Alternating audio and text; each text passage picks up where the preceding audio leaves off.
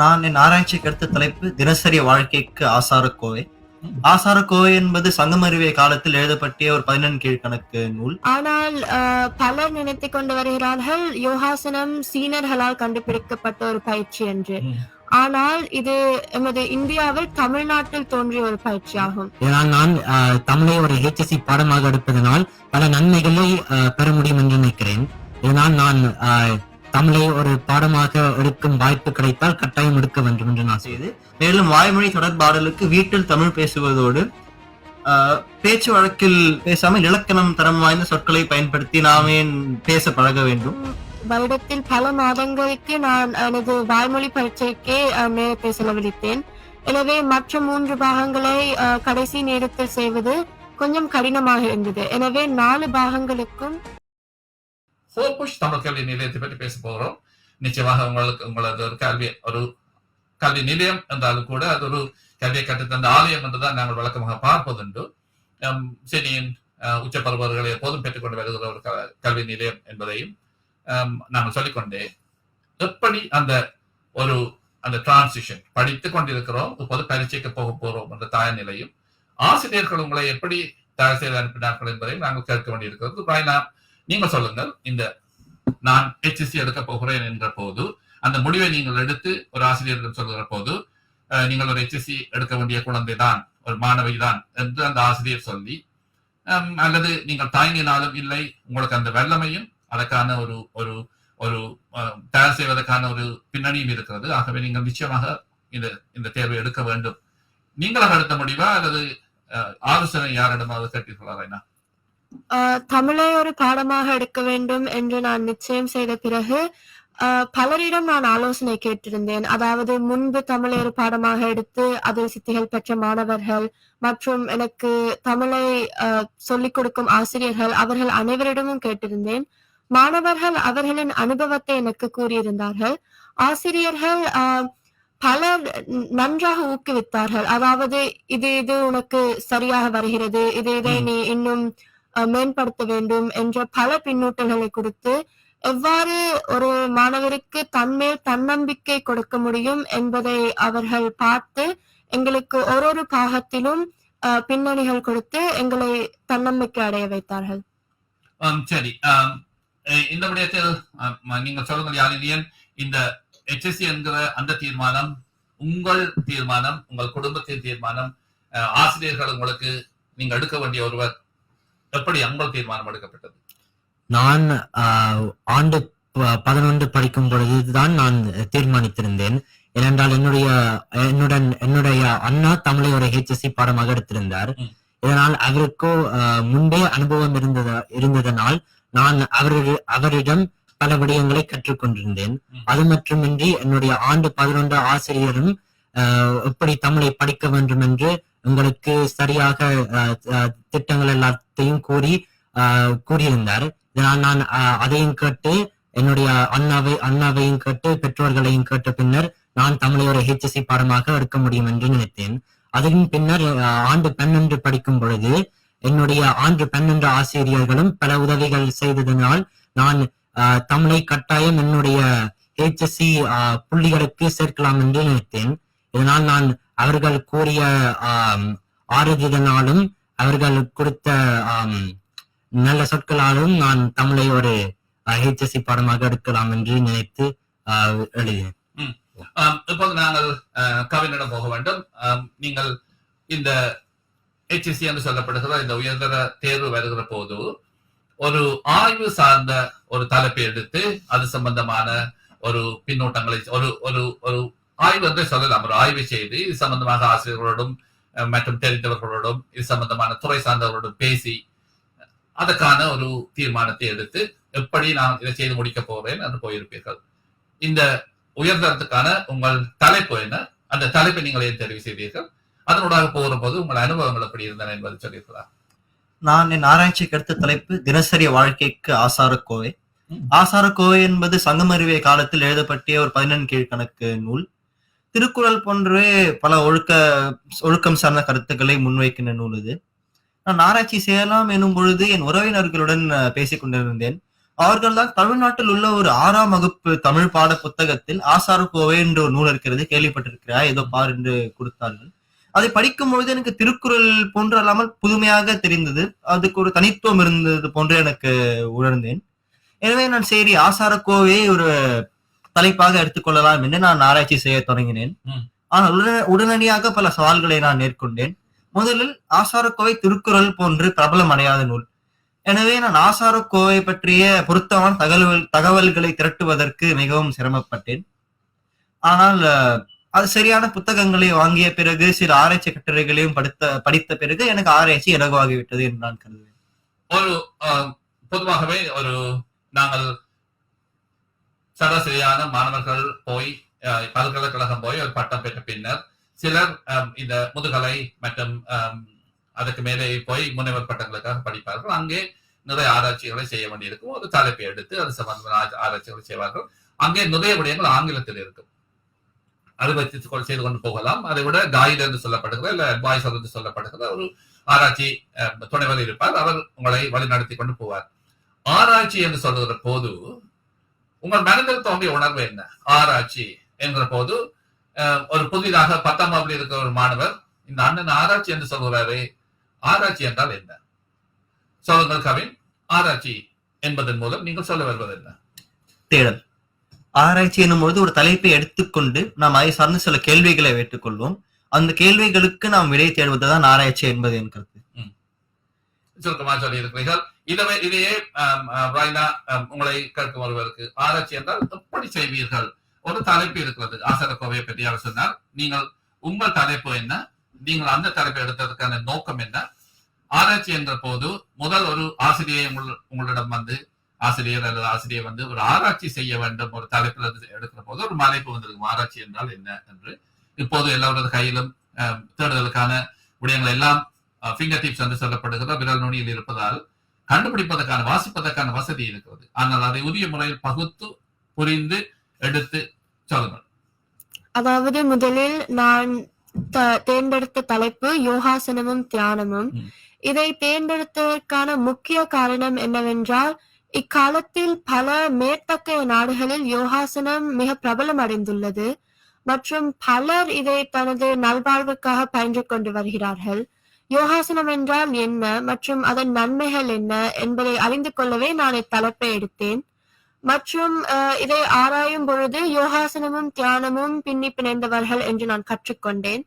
எனவே ஆராய்ச்சி என்ற நோக்கத்தில், அதாவது யோகாசனத்தின் அடிப்படைகளை கற்றுக்கொண்டு மற்றும் இது எப்படி தியானத்துடன் பின்னி பிணைந்துள்ளது என்பதை கற்றுக்கொண்டு, மேலும் யோகாசனத்தை பற்றிய பல உண்மைகளை கற்றுக்கொள்வதில் நான் பல சவால்களை கண்டிருந்தேன். அதாவது நாங்கள் இணையதளத்தில் பார்க்கலாம், ஆனால் என்னென்ன விடயங்கள் எவ்வளவு நம்பிக்கத்தக்கது என்பதை நாங்கள் அறிவது மிக கடினமாக இருந்தது. எனவே நாங்கள் எவ்வளவுக்கு எவ்வளவு ஆராய்ச்சியில் நாம் கற்றுக்கொள்கிறோமோ அதில் கற்றுக்கொண்டு எது எமக்கு தேவையான விடயங்கள் என்பதை சேர்த்து அதை ஒருவரிடம் கூறுவதே எனது ஆராய்ச்சியில் நான் பயன்படுத்தியிருந்தேன். ஆசாரக்கோவையை பற்றி நான் கவினிடம் கேட்கவில்லை, கேட்க வேண்டும். நீங்கள் இந்த யோகா பற்றி படித்த போது நான் ஒரு இந்த உரையாடலுக்கு நேரடியான பொருத்தமானதாக இருக்கிறதோ என்னவோ, யோகா என்பது ஒரு சைவ சமயம் சார்ந்த சுலோகங்களையும் அந்த ஆசனங்களையும் சூரிய வணக்கத்தையும் வைத்துக் கொண்டிருப்பதாகவும், அது ஓம் என்று சொல்லப்படுவது நாங்கள் ஆங்கிலம் பேசுபவர்கள் அல்லது வேறு சமயத்தை சேர்ந்தவர்கள் அது சொல்ல மாட்டோம், அதற்கு வேறு எதுவும் சொல்லுவோம் என்று நினைப்பதும் இல்லை. அதை ஒரு உறப்பு சார்ந்த அதிர்வாக நீங்கள் சொல்லுங்கள் என்று சொல்லதும் நடக்கிறது. இந்த உங்கள் ஆய்வில் தமிழர்கள் அல்லது தென்னிந்தியர்கள், இலங்கையர்கள் போன்ற தென்னாசியர்கள் வைத்திருக்கிற யோகா கட்டுப்படுத்தப்பட்டதா அல்லது அதுக்கு வழியே போய் சமகாலத்தில் நாங்கள் வாழுகிற உலகத்தில் ஆங்கிலம் பேசுகிற மக்கள் இந்த தியானம், யோகா போன்றவை மூளைக்கும் மனக்கட்டுப்பாட்டுக்கும் சிறந்தன, அந்த வகையில் தேவையில்லாத மன அழுத்தங்கள் எல்லாம் குறையும் என்று நீங்க சொல்றதை போல ஆங்கில பின்னணி கொண்டவர்கள், வேறு சமய பின்னணி கொண்டவர்களது யோகாவும் எங்கள் யோகாவும் எப்படி மாறுபட்டு இருக்கிறது என்பது சம்பந்தமாக உங்கள் ஆய்வு இருந்ததா அல்லது அந்த ஆய்வில் நீங்கள் அது சம்பந்தமாக ஏதாவது கண்டுபிடித்திருக்கிறீர்களா, கண்டு அறிந்திருக்கிறீர்களா? எனது ஆய்வு அதன் சம்பந்தமாக இல்லை. ஆனால் பலர் நினைத்துக் கொண்டு வருகிறார்கள் யோகாசனம் சீனர்களால் கண்டுபிடிக்கப்பட்ட ஒரு பயிற்சி என்று. ஆனால் இது எமது இந்தியாவில் தமிழ்நாட்டில் தோன்றிய ஒரு பயிற்சியாகும். கீழடியில் தோன்றி எடுக்கும் பொழுது பல சிலைகள் யோகாசன ஆசனங்களில் இருந்ததாக பல ஆராய்ச்சிகள் கூறுகிறது. மேலும் எது சிறந்தது என்று பார்க்கையில் எமது தமிழர்கள் எடுத்த யோகாசனம் ஒருவரின் நல்வாழ்வுக்கு, அதாவது அவரின் உடல், உயிர் மற்றும் மூச்சு பயிற்சியை நலம்படுத்துவதற்கே பயன்படுத்தியது. இக்காலத்தில் மேற்கத்திய நாடுகளில் ஆங்கிலேயர்கள் இதை உடலுக்கு மட்டுமே பாவித்து வருகிறார்கள். எனவே இதன் நன்மைகளை இன்னும் அறிந்து பல பல ஆசனங்களை அவர்கள் எடுத்து பயின்றால் பல நன்மைகளை பெறுவார்கள் என்று நான் நம்புகிறேன். சிறப்பு. சொல்லுங்கள் யாழினியன், உங்கள் தலைப்பு என்ன? அந்த தலைப்பை நீங்கள் தெரிவு செய்த காரணம் என்ன? உங்கள் ஆய்வுகளின் போது நீங்கள் செங்கட்டி சுவர்களில் மோதி திரும்பி வர வேண்டியிருந்ததா, அல்லது உங்கள் பாதை மிகவும் இலகுவானதாக நீங்கள் நினைத்த வழியில் ஓடியதா? நான் தமிழ் திரைப்படங்களின் கையாளப்படுகின்ற நுட்பங்கள் என்ற தலைப்பை தேர்ந்தெடுத்தேன். அருமையான தலைப்பு, சொல்லுங்கள். பெரிய தலைப்பு இல்லையா? முதலில் நான் தமிழ் திரைப்படங்களின் வரலாற்றை பற்றி தான் தலைப்பை எடுத்திருந்தேன். ஆனால் பின்னர் என்னுடைய ஆசிரியர்கள் இது மிக கடினமான தலைப்பு என்றதனால் தமிழ் திரைப்படங்களின் கையாளப்படுகின்ற நுட்பங்கள் என்ற தலைப்பை தேர்ந்தெடுக்கலாம் என்று கூறியிருந்தார்கள். இதனூடாக நான் இதை பற்றி ஆராய்ச்சி செய்ய தொடங்கினான். ஏனென்றால் நான் சிறிய வயதிலிருந்தே தமிழ் திரைப்படங்களை பார்த்து வந்திருந்தேன்.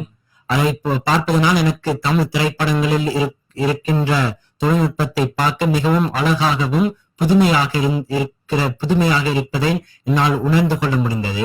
இதனால் நான் இந்த தலைப்பை தேர்ந்தெடுத்தேன். நான் இந்த தலைப்பை ஆராய்ச்சி செய்யும் பொழுது பல சிக்கலை பார்த்திருந்தேன். உதாரணத்திற்கு தேர்ச்சி பெற்ற ஆதாரங்கள் கண்டுபிடிக்க மிகவும் கடினமாக இருந்தது. ஆனால் நான் ஒரு 1999 எழுதிய ஒரு பழைய புத்தகத்தை வாசித்திருந்தேன். இந்த புத்தகத்தின் மூலம் நான் தமிழ் திரைப்படத்தின் வரலாற்றை மிகவும் இலகுவாக அறிந்து கொண்ட நான் இதன் மூலம் நான் தமிழ் திரைப்படத்தில் இருக்கும் வரலாற்றை மட்டும் இல்லாமல் வரலாற்றில் பயன்படுத்தின தொழில்நுட்பங்களையும் இந்த புத்தகத்தில் அழகாக எழுதியிருந்தார் தியோடோர் பாஸ்கரன் அவர்கள். இதன் மூலம் நான் இந்த தலைப்புக்கு பல ஆதாரங்களை நான் இந்த புத்தகத்தின் மூலம் எடுத்துக்கொண்டேன். இந்த நீங்கள் செய்த ஆய்வுகள், அந்த ஆய்வுகள் சார்ந்து எழுதப்பட்ட கட்டுரைகள், அவை எங்காவது பிரசுரிக்கப்படுமா, அல்லது அவை ஒரு தேர்வுக்காக எழுதப்பட்ட ஒரு பதிலாக மட்டும் பார்க்கப்பட்டு காணாமல் போய்விடுமா என்பது பற்றி சுருக்கமாக நாங்கள் ரைனாவிலிருந்து ஆரம்பிப்போம். உங்க கட்டுரைக்கு என்ன நடந்தது? அதாவது முதலில் நான் வாய்மொழி பரீட்சைக்கு ஆராய்ச்சி செய்யும் பொழுது ஒரு கட்டுரையாக எழுதவில்லை. ஏனென்றால் கட்டுரையாக எழுதினால் நாங்கள் மனப்பாடம் பண்ணி பேசுவதற்கான ஒரு நோக்கம் இருக்கும். அதனால் நான் ஒவ்வொரு கேள்வியையும் சுருக்கமான பதிலாக எழுதியிருந்தேன். எனவே அதை நான் பரீட்சைக்காகத்தான் செய்திருந்தேன். அதை நான் வேறு விடயங்களுக்கு பயன்படுத்தவில்லை. இருந்தாலும் அதிலிருந்து கற்றுக்கொண்ட விடயங்கள் பல எனக்கு ஞாபகம் இருக்கிறது. எனவே ஏதாவது பேசும் வாய்ப்பு, இதே போல் பேசும் வாய்ப்பு கிடைத்தது என்றால் அதை பற்றி பகிர்ந்து கொள்வது எனக்கு உதவியாக இருக்கும். இதே நேரத்தில் முகநூலில் பல நேர்கள் தமது கருத்துக்களை பகிர்ந்து கொண்டிருப்பதை பார்க்கிறோம்.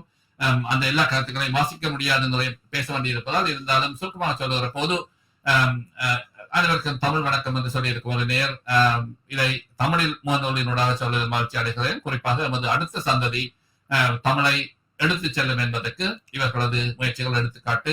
வாழ்க, வளர்க, மடிர்க, தொடர்க என்று பிறமொழி கட்டார் உலக அறிவார், தன்மொழி கட்டார் தன்னைத்தானே அறிவார் என்று அவர் தனது கருத்தை சொல்லியிருக்கிறார். அதே வழியில் உங்களுக்கான வாழ்த்துக்களும் ஒவ்வொரு வடிவங்களில் வந்து கொண்டிருக்கின்றன என்பதையும் சொல்லிக்கொண்டே நாங்கள் இந்த உரையாடலை தொடர்கிறோம். இந்த நீங்கள் இது சம்பந்தமாக ஒரு வேலை செய்கிற போது அது உரிய முறை பதிவு செய்யப்படாவிட்டால் அது அப்படியே காணாமல் போய்விடும், தொலைந்து போய்விடும் என்ற ஒரு வருத்தம் பலருக்கு இருக்கிறது. இவ்வளவு வந்திருக்கிறோம். அடுத்த ஆண்டு உங்களுக்கு இந்த பல்கலைக்கழக புகுமுக மற்ற பாடங்களுக்கான தயார்நிலை 9 மாதங்களில் உங்களுக்கு அந்த தேர்வு வரும், 10 மாதங்களில் வரும். ஆகவே அதிக நேரம் கிடைக்காது. இருந்தாலும் இந்த செய்த வேலையை ஒரு எழுத்து வடிவத்தில் எழுதி எங்காவது பிரசுரிப்பது அல்லது உங்களோட அந்த உரை கூட ஒரு உரை வடிவத்தில் அது யூடியூபாகவோ அல்லது வேறு ஒரு வடிவத்திலோ இருப்பது நீங்கள் போட்ட அந்த முயற்சி, அதன் மூலம் உங்களுக்கு கிடைத்த பருவம் என்பது வேறு.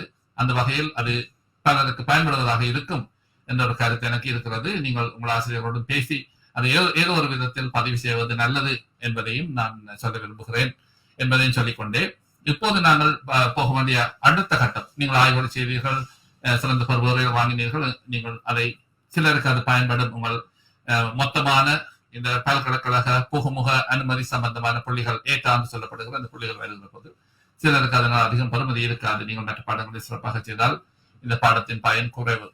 நான் இப்போது கேட்க விரும்புவது, நீங்கள் ஹோம்புஷ் தமிழ் பாடசாலை மற்றும் மற்ற பாடசாலைகளின் ஊடாக அல்லது இந்த பிரைவேட் டியூட்டர்ஸ் என்று சொல்லப்படுகிற தனிப்பட்ட மட்டத்தில் அந்த காலத்தில் வந்தவர்களும் கூட இந்த பல்கலைக்கழக புகுமுக உயர்தர தமிழ் பாடம் எடுப்பவர்களுக்கு நீங்கள் இப்போது வருபவர்களை பெற்றுக்கொண்ட நீங்கள் சொல்லத்தக்க ஆலோசனை என்ன? நான் இதை யாழினியிடமிருந்து தொடங்கலாம் என்று நம்புகிறேன். நான் வாய்ப்பு கிடைத்தால் கட்டாயம் எடுக்க வேண்டும் என்று சொல்வேன். ஏனென்றால் எனக்கு ஒரு தங்கச்சி இருக்கிறார். அவரும் தமிழை படித்து வருகிறார். நான் அவாவை தமிழை ஒரு HSC பாடமாக எடுக்க வேண்டும் என்று நான் பல கருத்துக்களை கூறியிருக்கிறேன். இதனால் நான் தமிழை ஒரு HSC பாடமாக எடுப்பதனால் பல நன்மைகளை பெற முடியும் என்று நினைக்கிறேன். இதனால் நான் தமிழை ஒரு பாடமாக எடுக்கும் வாய்ப்பு கிடைத்தால் கட்டாயம் எடுக்க வேண்டும் என்று நான் சொல்றேன். இதே கருத்தை தான் கவிஞம் வைத்திருக்க கூடும் என்று நம்புகிறேன். இதப்பட்ட வேறுபட்ட கருத்து இருந்தால் அதையும் சொல்லுங்கள். ஆனால் எப்படி இப்படியான ஒரு தேர்வுக்கு இந்த ஒரு 3 ஆண்டுகளுக்கு முன்னர் இருந்து தயார் நிலை செய்ய வேண்டும் என்ற கேள்வி இருக்கும். நீங்க ஆரம்பத்தில் இருந்தே தமிழை ஒரு மொழியாக ஒரு அறிவு சார்ந்த விடயமாக படித்துக் கொண்டிருக்கிற போது அதில் நீங்கள் கல்வி நிலையத்துக்கு போவீர்கள். அங்கே தேர்வுகள் இருக்கும், பேச்சு, எழுத்து, வாசிப்பு வந்து இருக்கும், செயற்பாடுகள் இருக்கும், நாடகங்கள் நடிப்பீர்கள், அங்கே தமிழ் வளரும். இப்படி அந்த முயற்சிகள் இருக்கும். ஆனால் ஒரு தேர்வு சார்ந்த திசையில் பயணிக்க தொடங்குகிற போது கவின் என்ன விதமான தயார் நிலைகளை ஒரு 3 ஆண்டுகள் என்று திட்டமிட்டால் எப்படி அந்த தயார் நிலைக்கு ஊடாக அவர்கள் தங்களை கொண்டு செல்ல வேண்டும் என்று நீங்கள் நினைப்பீர்கள்? முதலில் ஆசிரியர்களுடன் பேச வேண்டும், ஆலோசனை கேட்க வேண்டும், எவ்வாறு படிக்க வேண்டும், எதையெல்லாம் படிக்க வேண்டும், எவ்வாறு படித்தால் சுலபமாக இருக்கும் என்று கேட்டுக்கொள்ள வேண்டும். பிறகு தமிழை எடுக்க வேண்டும் என்று தீர்மானித்த பிறகு தினமும் ஏதேனும் ஒரு தமிழ் கட்டுரையோ கதை புத்தகமோ அல்லது செய்தித்தாளோ படிப்பது மிகவும் உதவும் என்று கருதுகிறேன். இலக்கண தரம் வாய்ந்த சொற்களை கற்பதோடு நாம் தமிழ்நாட்டில் என்ன நடக்கின்றது என்றும் புரிந்து கொள்ள முடியும். பிறகு இறுதியாக 12ஆம் ஆண்டில் பரீட்சைக்காக நாம் கூர்மையாக கவனித்து பயிற்சி பெற்று வரும் பொழுது முன்னர் வெளிவந்த பரீட்சை தாள்களை பார்த்து அதை நாம் எழுதி பயிற்சி செய்து, மேலும் வாய்மொழி தொடர்பாடலுக்கு வீட்டில் தமிழ் பேசுவதோடு பேச்சு வழக்கில் பேசாமல் இலக்கணம் தரம் வாய்ந்த சொற்களை பயன்படுத்தி நாமே பேச பழக வேண்டும். பிறகு ஆசிரியர்களுடனும் பலமுறை நாம் பேசி உரையாடி அவர்களிடம் பின்னூட்டல் பெறுவது நல்லது என்று கருதுகிறேன். உங்களிடம் வரலாம். இந்த நீங்கள் இப்படியான ஒரு தேர்வுக்கு முயற்சி எடுக்கிற போது நான் இதை செய்திருக்கலாம், இதை செய்து நேரத்தை வீணாக்கி விட்டேன், இதை செய்யாமல் விட்டிருந்தாலும் அது சரியாகத்தான் இருந்திருக்கும் என்று உங்கள் அனுபவத்தில் அந்த டூஸ் அண்ட் டோன்ட்ஸ் என்று அப்படி நான் சுருக்கவில்லை, ஆனால் இதை செய்திருக்கலாம், இது செய்திருக்க தேவையில்லை என்று சில விடயங்கள் உங்களுக்கு வந்திருக்கும். உங்கள் கற்கையும் நான் அதை இந்த இடத்தில் வைத்துக் கொண்டு எனக்கு தெரிந்த விடயம் சொல்லுகிறேன். இலங்கையில் இந்தியாவில் கற்பிக்கிற போது ஒரு ஆசிரியர் ஆனது பெண் ஒரு பெண் பலகையில் அல்லது கண் பலகையில் சில விடயங்களை எழுதி மாணவர்களிடம் பேசி கற்பித்துக் கொண்டே போவதும் மாணவர்கள் சிலர் நடனம் செய்வார்கள், சிலர் தமிழ் பயிற்சிகளை செய்வார்கள்.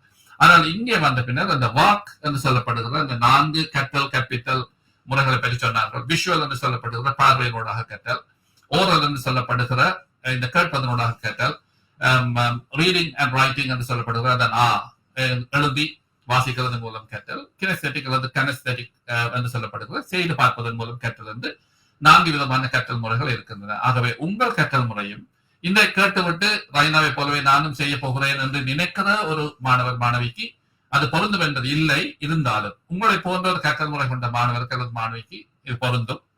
நீங்க சொல்றதை மட்டும் வைத்துக் கொண்டு ஒரு மாணவரோ மாணவியோ தன்னை பற்றிய முடிவை எடுக்கக்கூடாது. தனது கற்றல் முறை என்ன, தனது அறியும் முறை என்ன என்பதை வைத்துத்தான் தனது தீர்மானத்தை எடுக்க வேண்டும். ஆனால் நீங்கள் ஒரு ரைனா நெட்டி பாஸ்கரன் எப்படி இந்த தயாரிப்பு ஊடாக போகிற போது இப்போது பார்க்கிற போது திரும்பி பார்க்கிற போது இதை செய்திருக்கலாம், இதை தவிர்த்திருக்கலாம், சொல்லுங்கள்.